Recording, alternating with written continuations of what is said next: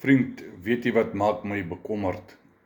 As ek so kyk in Facebook en ek kyk so na die comments wat ons Afrikaans sprekende mense los wanneer daar iets gepost word op Facebook, dan kom jy agter die onkunde van die mens.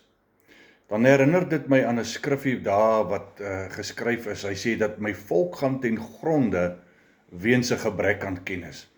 En ons quoteer gewoonlik net hierdie eerste A gedeelte van daai skrif. Ons moet verder gaan. My volk gaan ten gronde weens 'n gebrek aan kennis, en dan sê hy, omdat jy die kennis verwerp het, daarom sal ek jou verwerp, sodat jy nie vir my die priestersampt sal bedien nie. Mens, dit is so belangrik dat ons die Heilige Gees vra om vir ons die openbaring te gee voordat ons praat en kom mens leef.